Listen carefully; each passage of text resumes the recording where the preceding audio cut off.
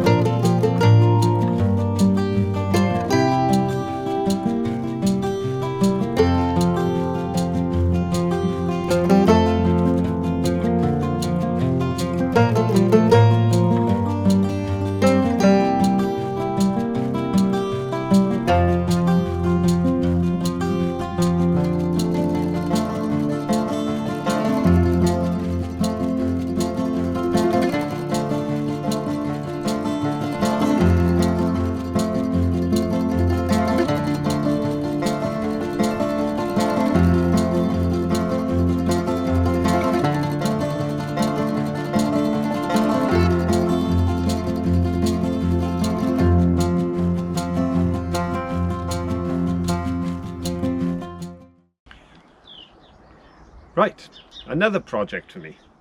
This one is not so much just building, but repurposing, because this amazing compost heap is now about a quarter full. But because we started late in the season, because we only got into the gardening due to the lockdown, it's probably not going to fill up quick enough for what Caroline wants to do. So we've got a plan. 2 compost heaps. Which means building one just over there on the way down the steps, a smaller one. But as you will have probably realised, my wood pile is depleting fast because we can't replenish it in any way. So this is the plan. We're going to take the top 3 boards off all the way around here and reconstruct a nice, neat, small compost heap on that side of the garden. Sound good to you? Sounds good to me. Let's see if it works. Okay, come back in a bit and see how we get on. Well, I'm going to take a break for a cuppa now, but I just want to show you how far I've got. The good news is, this is the exact height Caroline wanted, and this is using the exact number of panels I took off the ends over there. So that worked out quite well, because I don't have much left in my wood pile. It's really depleted now. Also, there was a little bit of extra work because there's a massive root pile over there, which had to be dug out, so otherwise we'd have just had all sorts coming straight up through. So we decided to go for that first. So we've cleared that, but we've got to this point. We've got the timbers in. All we've got to do is the side panels now, and we'll be away. The good news is that the wood pile's going down, but so is the nail pile. But I was able to reuse 70% of the nails that came out of there by simply taking them out very carefully. Instead of just ripping them off, I used a little pinch bar. Yeah. And that gave me the power to get the nails out. 1 or 2 bent beyond all description, but a couple I was able to straighten. So about 70% of the nails repurposed, all of the timber repurposed. So come back in a few minutes and hopefully we'll have a nice compost heap for Caroline to start filling.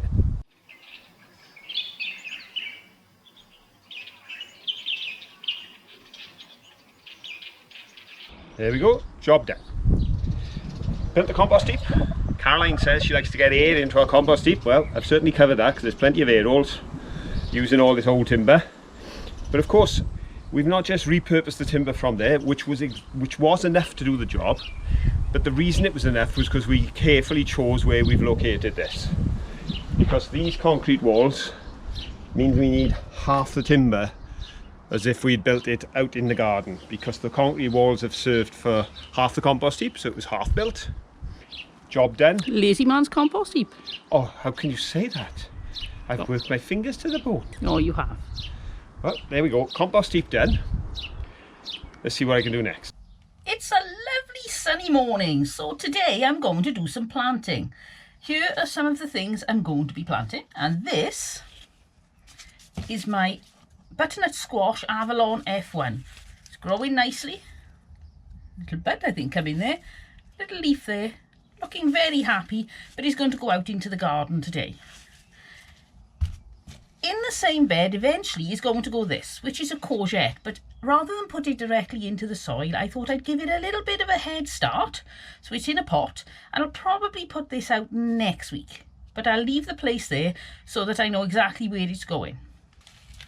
While those squash are still quite small, I'm going to use the space. We've only got a small garden, every inch counts. I'm just going to pop 2 lettuce in. That way then we'll have some nice lettuce, easy to harvest because they're in a very raised bed. And why not?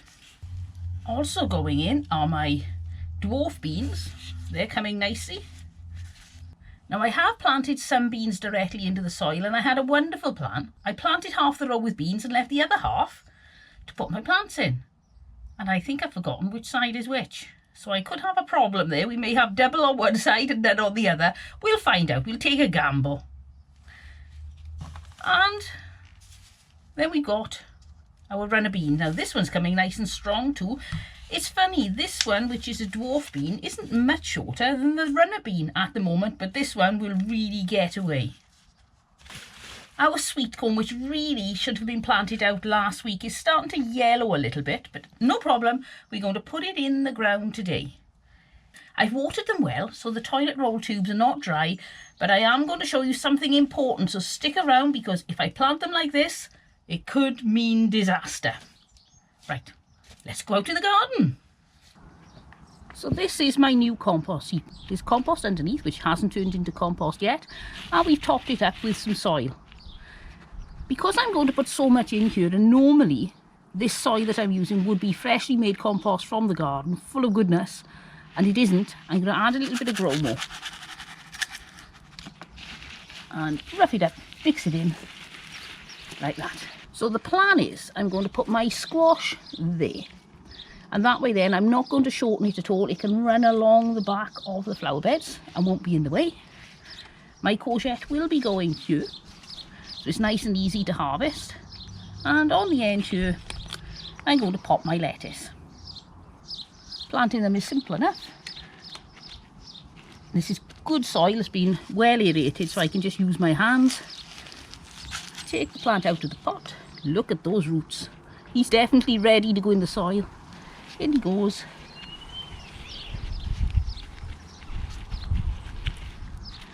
And what I'm going to do is make a little bit of a dip around the edge here, so that when I water, the water will stay here for longer, because these tend to like a lot of water, especially when they're growing their fruit. My courgette, as I say, will be there, and time for the lettuce. As you can see, they've done very well on the root ball too. Ah, there's 3. There's a little one in there which I won't use. So we just pop those in. Oops, that little one doesn't want to go. There we go. One there. And one there. So what's left to do is a little bit of water, and we're ready to plant some other things.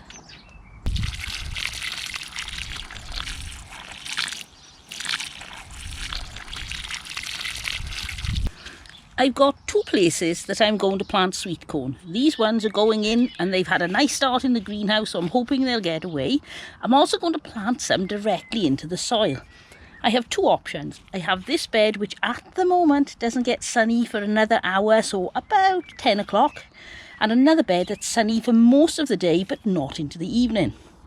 So I've decided the sweet corn that's already had a start can go here, because in no time at all it will be raised up, so it will get more sun. Plus the sun, as the summer develops, comes further over, so it's going to get a nice lot of sun when it needs it for ripening the cobs. My other plot I'm going to leave because that is already in full sun, and I think it'll be perfect for plants that are going in later when the sun starts to drop back down this way again, and these beds go into the shade for quite a lot of time either end of the day. Right, let's show you my tip, how not to kill your sweet corn.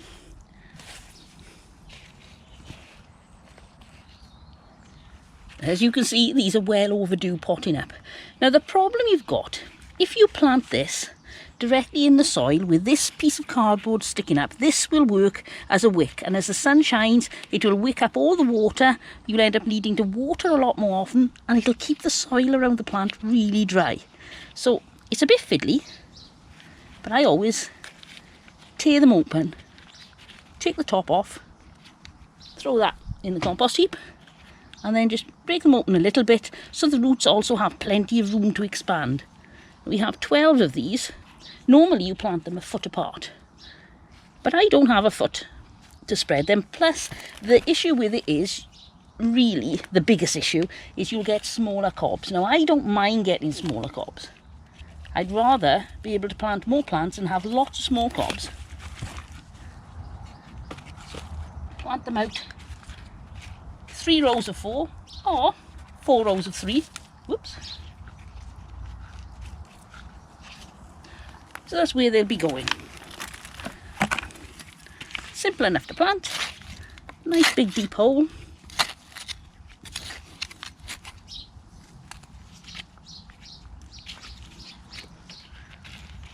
Pop the sweet corn in and firm it around like that.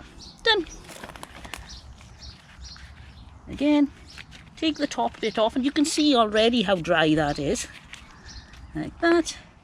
Try not to disturb the roots as much as you possibly can.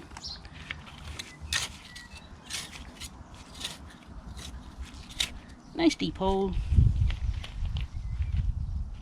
And in it goes.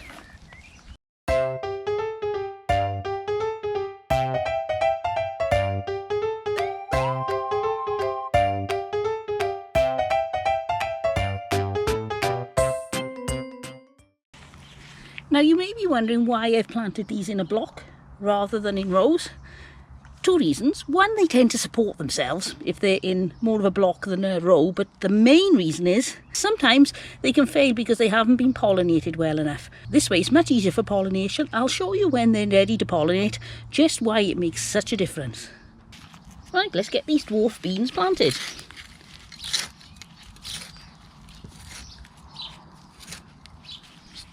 It's simple enough, just dig a hole slightly bigger than the pot. Tip out the pot, look at those roots, and pop it in. Angle them towards the support. It'll make it easier for them to get a grip on it and easier to tie them in. They're already on their way. Time to plant the runner beans. Now, these are pretty much the same to plant as the dwarf French beans. At the bottom of a stick, dig out a hole the size of the pot, pop them in, angling the plant towards the support.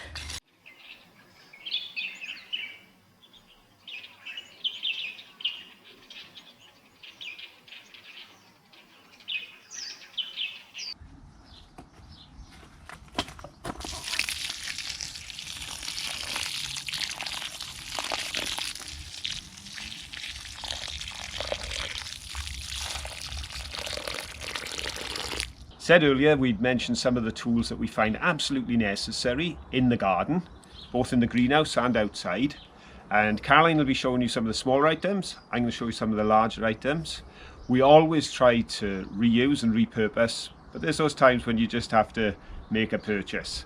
And even though we're in shutdown at the moment, you can still order things through delivery with Amazon, and we'll put links for some of these tools below so you can have a look. Do a bit of window shopping, because even frugal gardeners love to window shop. Sometimes we hold on to things for sentimental reasons, but there does come a day when you need to admit, I have to buy a new one. And one thing you can't do without, I think, is a rake.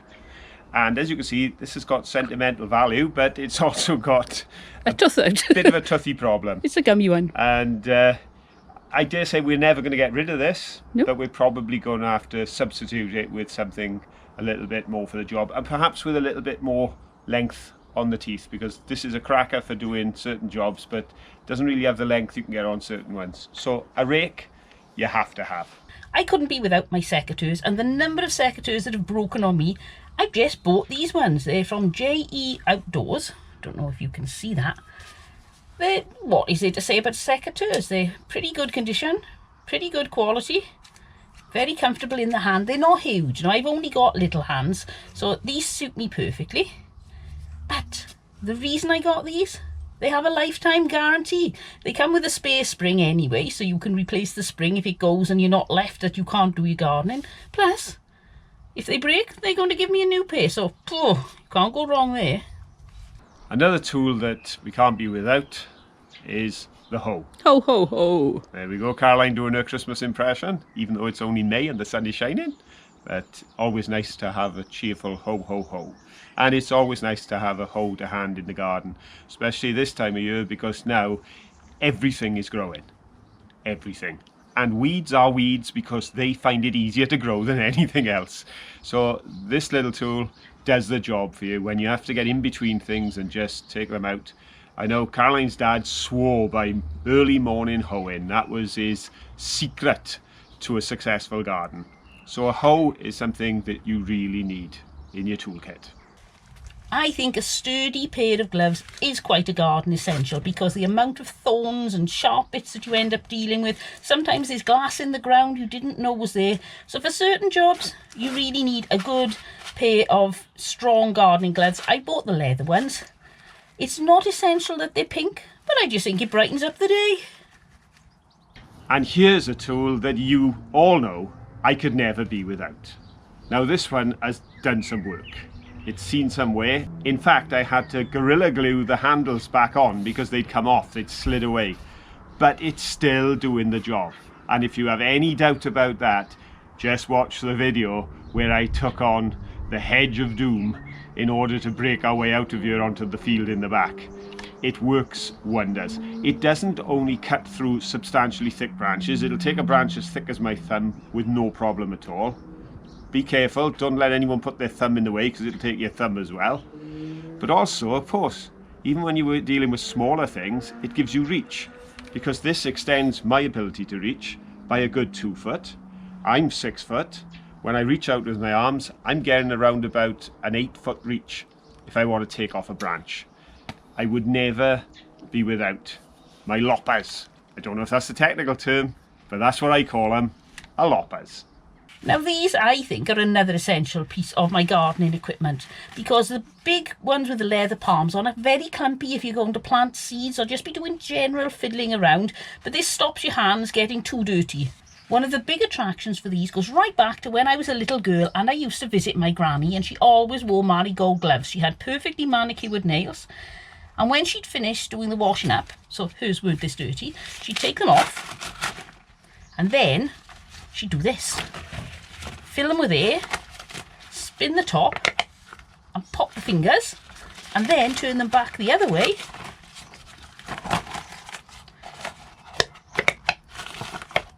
Now that is well worth the money you'll pay for a pair of rubber gloves just to have the fun of doing that. Let's do it again.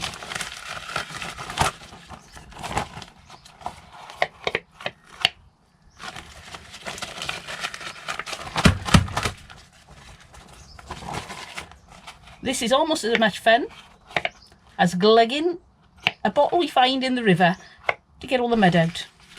These I find essential, but it's not essential to get the stainless steel. You can see stainless steel written on there. When we started out, I just used very cheap tools. The problem is these rust. Here you can see an example of one that has rusted. It's bent. This was one of my early ones. The handle has even snapped off now. I don't really know why I keep it, but I do. But these ones are just so much more, they're strong, they're smooth. The advantage with stainless steel is the mud tends not to stick so much. So they're just much more comfortable to use. And I think they're shiny. And who doesn't want shiny garden tools? Well, when I cut down the edge, I realised this gate was in a bad way.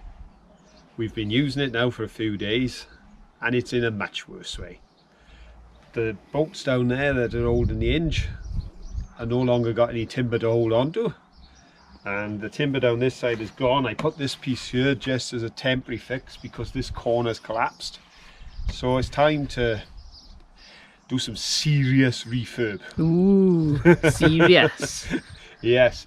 Whether I'll be successful, I don't know, but come back and have a look in a while. For now, I'd better get on with this job. Well, that's one of the worst bits over, I hope. I say that because I don't know how bad it's going to go from here on in. But getting those bolts off, this fence, we've been here, long time. We've been here 18 years. Something like and that. This fence was up a while before we came, so these hinges have been on for at least 20 years. And that's 20 winters, and they were pretty rusty. But success, using the old botch and try and manage methods of the collieries, and having a couple of bits and pieces like a mole wrench and a plumber's wrench and an hammer, we got there in the end. They're now off, and I'll show you the door. Here what a door! But it's doing a good job. It's holding the shed up. Probably. I don't know which is holding which up. The shed is holding the door up, or the door is holding the shed up. It's in a bad way. It is. It's gone on this corner, so this support's doing no good there. It's gone there, it's gone there. That's pretty good. It's gone down here. That fell off as I took it apart. This is all gone west, so that's come off. The one on the other side fell on the floor. There's a bit of work to be done. So I'll get on with it, and you can come back, because using this door and that pile of old timber, I hope to have a new door. Well, I hope to have a door that works. A bit better than the one we've already got.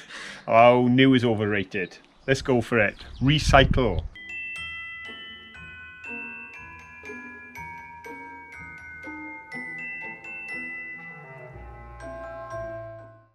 Well, there's the door. As I say, it's not new, but it's solid. Replace the timber here and here. The bolts back through. New timber here with the bolts through there. New timber for the lock here, with the timbers crossing onto it. The only question is now, will it fit in the hole? That I'm about to find out. Well, there you have it, folks. All bolted back on. Solid. Latch working. Top latch working. Door opening.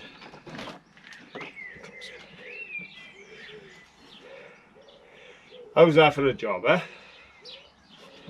There we go. It even goes on the latch. Little nog in there, just to hold it up, so that when you close it from the outside, it catches on. And the outside handle will lift as well. There. Good as new.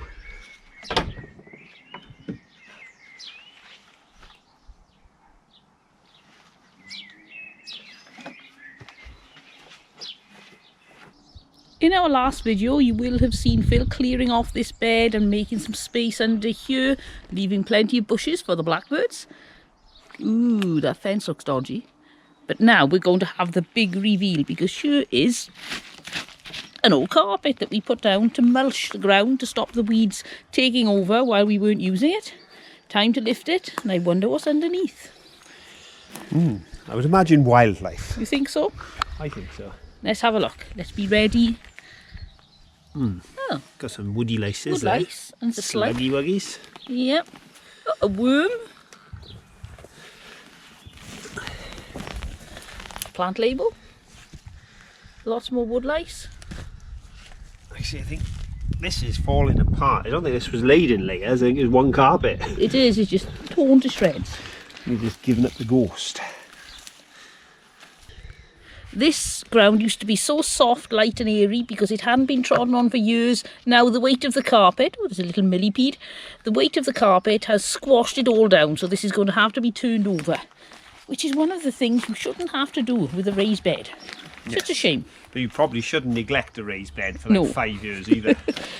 At least we've limited the weeds.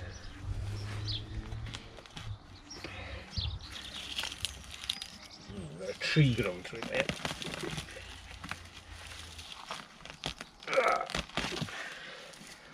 You're going to have to get a spade in there. Oh, we're going to get a few plant labels anyway. Even a bramble. Where's a bit of the bushette? Oh, I think it's the bushette. Cut back. What is that?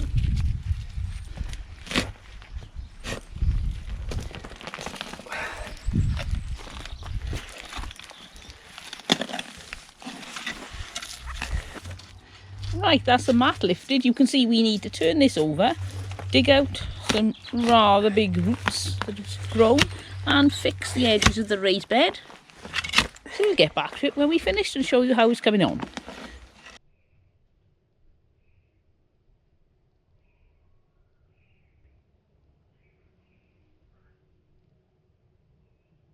Well, we've had a great time putting this show together for you this week. It's been marvellous working down here, doing the jobs, seeing the blackbirds flying in and out to their nest, and just being out and feeling free, even if we are confined to the space we're in. Hope you've enjoyed being out here with us. If you have, please give us a thumbs up and share it with your friends. Let's share the outdoors with all those people who are retained with indoors at the current time.